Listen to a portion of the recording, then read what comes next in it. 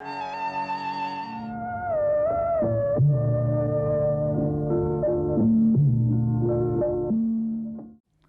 बारे में कोर्ट ने केवल यही शर्त रखी कि अगोपनीय सामग्री जो पत्रकार द्वारा केवल तब ही जारी किया जाएगा जब यह साफ साफ सिद्ध हो जाए कि उक्त सामग्री वादी के दावे के लिए अति महत्वपूर्ण है तथा कहीं और उपलब्ध नहीं है। अतः इस अधिकार के संबंध में अमेरिका में यह स्थिति है। जहाँ तक हमारे देश का संबंध है, उच्चतम न्यायालय या किसी उच्च न्यायालय का अभी तक कोई ऐसा फैसला सामने नहीं आया है जिसमें अनुच्छेद 19(1) में उल्लिखित वाक और अभिव्यक्ति की स्वतंत्रता के अधिकार को गारंटी के संदर्भ में प्रेस के किसी मामले में सूचना के स्रोत की गोपनीयता के प्रश्न पर विचार किया गया हो। बम्बई उच्च न्यायालय ने एक मामले में ऐसा निर्णय जरूर दिया था जिसमें अंतर स्तर पर सूचना के स्रोत की गोपनीयता का प्रश्न न्यायालय के सामने आया था। न्यायालय ने उस नियम का, जिसे इंग्लैंड में न्यूज़पेपर रूल कहा जाता है, पालन करते हुए इस मामले में यह निर्णय दिया कि अभियोग लगाने या निंदा करने की कार्यवाही के लिए अंतरिम स्तर पर प्रेस को सूचना का स्रोत प्रकट करने के लिए विवश नहीं किया जा सकता। न्यायालय ने यह टिप्पणी की कि भारत में उस न्यूज़पेपर रूल को अपनाया जाना चाहिए जिसका इंग्लैंड में एक शताब्दी से पालन किया जा रहा है तथा प्रश्नों का उत्तर देने में अंतरिम स्तर पर समाचार पत्र को सूचना का स्रोत प्रकट करने के लिए विवश नहीं किया जाना चाहिए। लेकिन भारत के उच्चतम न्यायालय या किसी उच्च न्यायालय का इस बारे में कोई निर्णय नहीं है कि क्या मामले की अंतिम सुनवाई के समय प्रेस को सूचना का स्रोत प्रकट करने के लिए विवश किया जा सकता है। मेरा अपना विचार यह है कि प्रेस की आज़ादी के लिए सूचना के स्रोत की गोपनीयता महत्वपूर्ण है, क्योंकि यदि पत्रकार को सूचना या स्रोत प्रकट करने के लिए विवश किया जाता है तो पत्रकार को मिलने वाली सूचनाओं का अबाध प्रवाह रुक जाएगा। ऐसे अनेक लोग हैं जो तब तक सूचना देने के लिए राजी नहीं होते जब तक कि उनके नाम गोपनीय न रखे जाएं। इससे प्रेस की शक्ति और गतिशीलता को भारी आघात पहुंचेगा तथा प्रेस जनशिक्षा के अपने कार्यों का निर्वाह नहीं कर पाएगी तथा राज्य इसकी एजेंसियां और आर्थिक शक्ति के नियंत्रणों के कदाचारों को प्रकट नहीं कर पाएगी। लेकिन ऐसे मामले हो सकते हैं जिनमें न्याय के हित अत्यधिक महत्वपूर्ण हो। उदाहरण के लिए, यदि दांडिक मामले में किसी व्यक्ति की आज़ादी का संबंध हो और स्थिति की मांग हो तो सूचना के स्रोत की गोपनीयता के संरक्षण की आवश्यकता नहीं है। लेकिन ऐसे मामलों को छोड़कर मैं नहीं समझता कि प्रेस की आज़ादी के हित में किसी प्रकार को अपनी सूचना का स्रोत प्रकट करने के लिए विवश किया जाना जरूरी है। संचार माध्यम की स्वतंत्रता पर बोलते हुए मैं इस तथ्य की अनदेखी नहीं कर सकता कि कभी कभी स्वतंत्रता खुली छूट के रूप से पतित हो जाती है। प्रेस और संचार माध्यम को इस बात से सतर्क रहना चाहिए कि ये उस आज़ादी का दुरुपयोग न करे जो संविधान ने इन्हें सौंपी है। पत्रकार को हमेशा याद रखना चाहिए कि उसे लोक कर्तव्य का निर्वहन करना है। लोगों के सामने सही तथ्य प्रस्तुत करके जनमत का पोषण करना है। यदि कार्यपालिका द्वारा या न्यायपालिका द्वारा भी शक्ति का कहीं दुरुपयोग हो तो उसका भंडाफोड़ करना है, क्योंकि इसी तरह राज्य के प्रति इनके दायित्वों की देखरेख की जा सकती है। लेकिन प्रेस का उत्साह उसके विवेक पर हावी नहीं होना चाहिए तथा उसके वाक और अभिव्यक्ति की स्वतंत्रता के अधिकार से दूसरों के अधिकार और प्रतिष्ठा का हनन नहीं होना चाहिए। स्वतंत्रता के लिए बुद्धिमत्ता, दूरदर्शिता और उत्तरदायित्व की भावना का होना बहुत ज़रूरी है, क्योंकि स्वतंत्रता का यदि बिना नियंत्रण और उत्तरदायित्व के प्रयोग किया जाए तो एक न एक दिन इसके नष्ट हो जाने की आशंका बनी रहती है, और ऐसा दिन लोकतंत्र कानून के शासन के लिए वास्तव में एक बहुत ही अशुभ दिन होता है। संचार माध्यम की स्वतंत्रता से संबंधित कुछ मुद्दों पर चर्चा करने के बाद मैं फिर अपनी पुरानी बात पर आता हूँ कि संचार माध्यम को एक अद्वितीय लोक संस्था के रूप में मान्यता दी जानी चाहिए, और जहाँ तक वाक और अभिव्यक्ति की स्वतंत्रता का संबंध है, इसके अधिकारों को किसी एक व्यक्ति के अधिकारों के संबंध नहीं रखा जाना चाहिए। प्रेस के बारे में हमारी सोच में एक विरोधाभास है। हम प्रेस से यह अपेक्षा करते हैं कि यह खोजबीन करे और नए नए भंडाफोड़ करे, सूचना दे और जनमत तैयार करे, अपने इस कार्यों में गोपनीयता बरते तथा निडर होकर अपने विचार व्यक्त करे और दलीलें दें। एक सामान्य नागरिक से अपेक्षा की तुलना में हम इससे कहीं अधिक अपेक्षा करते हैं प्रेस से, और हम इसके कार्यों को लोकतांत्रिक प्रक्रिया के लिए महत्वपूर्ण मानते हैं। इसके साथ साथ हम इसे एक नागरिक से अधिक अधिकार नहीं देना चाहते। प्रश्न अधिकारों के उपयुक्त संतुलन का नहीं है।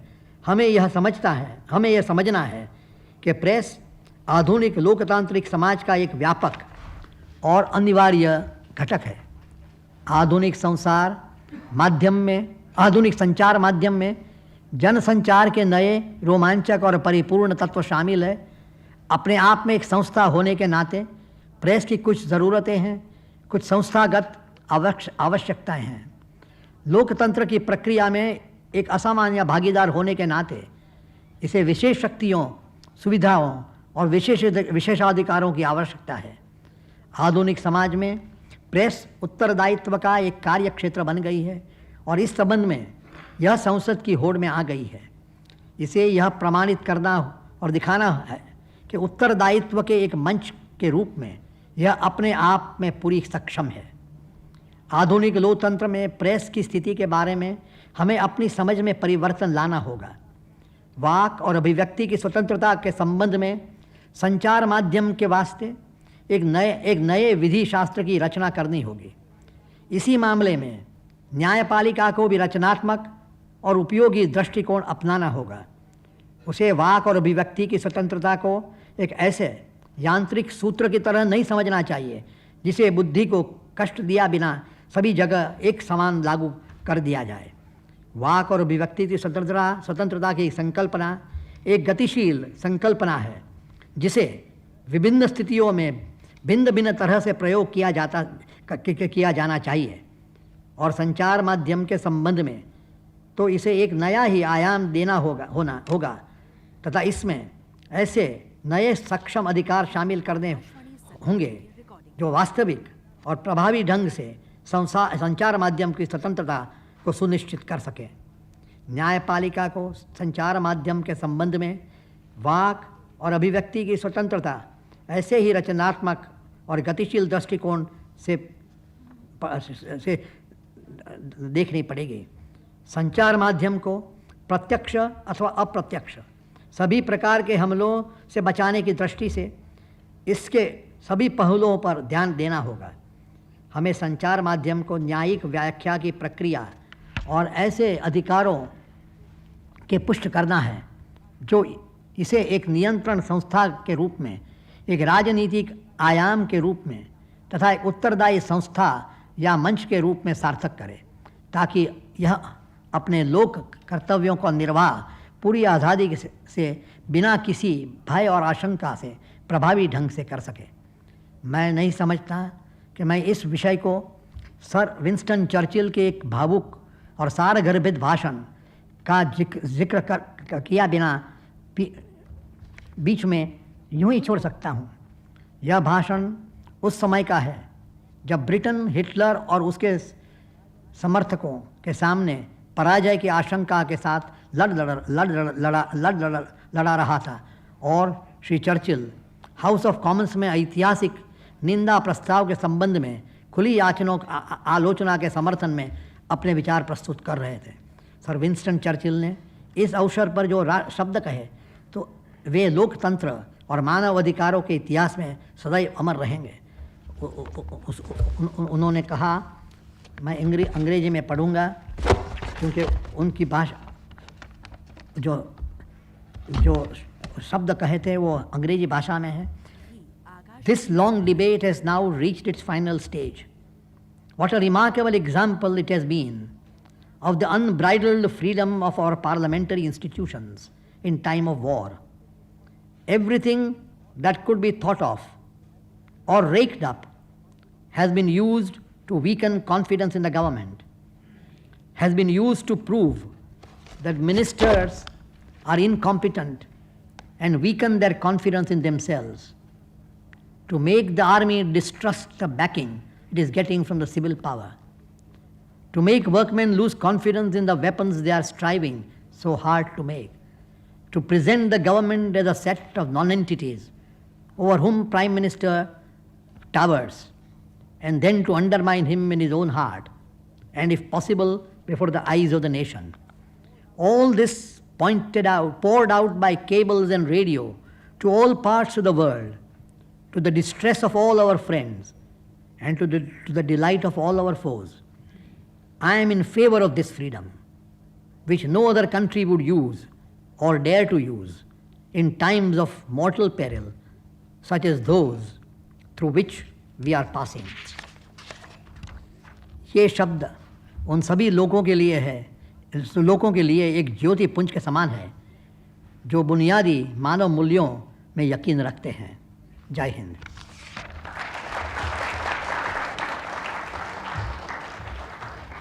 अब मैं आज के समारोह के अध्यक्ष प्रोफेसर उपेंद्र बख्शी जी से निवेदन करूंगा कि वे अपना अध्यक्षीय भाषण प्रस्तुत करें। बख्शी जी।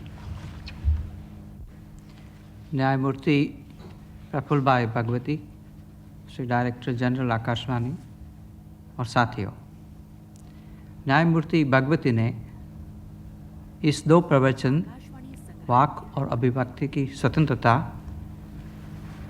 और लोकतांत्रिक परंपरा की बहुमूल्य रूपरेखा दी है और बेहतरीन ख्याल दिया है। इसलिए हम सब न्यायमूर्ति भगवती जी का ऋणी हैं। आपका प्रवचन से अनेक सत्यों सामने नजर आए हैं। पहला सत्य तो ये है कि संविधान का शिल्पकारों ने, जिसमें डॉक्टर राजेंद्र प्रसाद का शानदार योगदान रहा है, आज़ादी संग्राम के स्वप्नों को मौलिक अधिकारों का माध्यम से जीवंत रूप दिया है। इसीलिए अतिशयोक्ति नहीं होगी ये कहने पे कि भारत का संविधान को हम सबको एक देश की नैतिकता की आत्मकथा या तो मॉरल ऑटोबायोग्राफी ऑफ नेशन कहना चाहिए। दूसरा सत्य ये नज़र आता है कि भारत की न्याय प्रणाली ने वाक तथा अभिव्यक्ति की स्वतंत्रता को जीवंत रखने के लिए भगीरथ प्रयास किया है।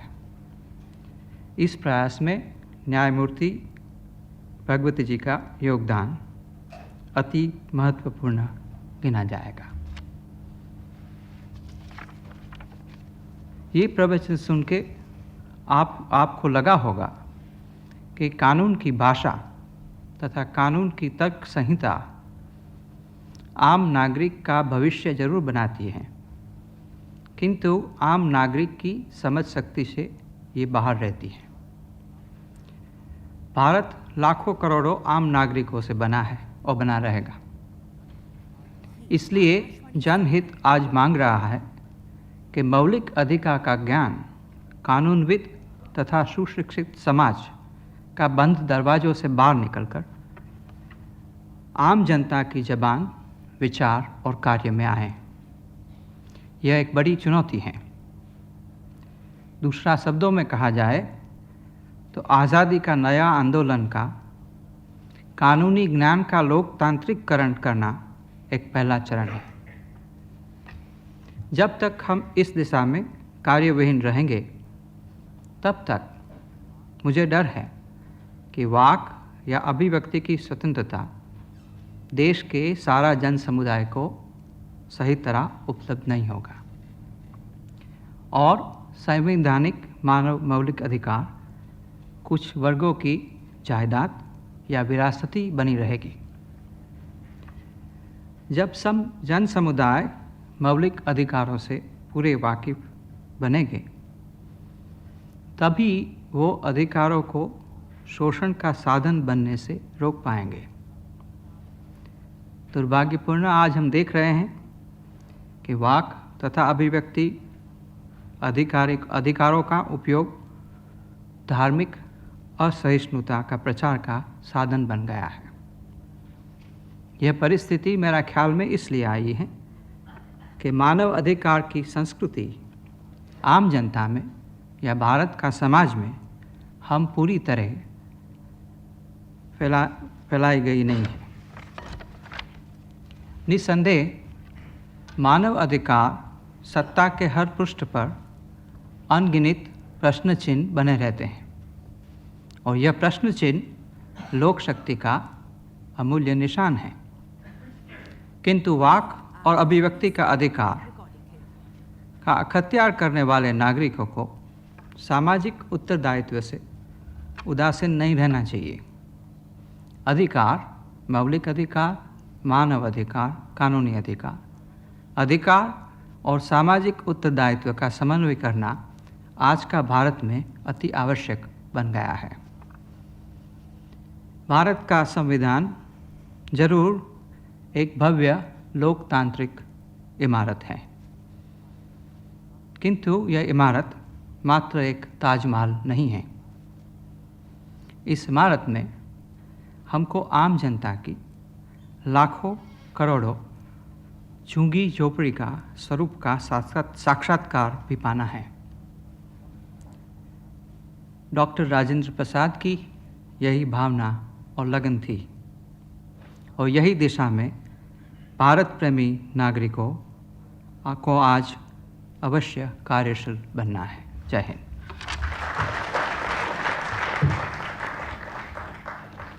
देवियों और सज्जनों,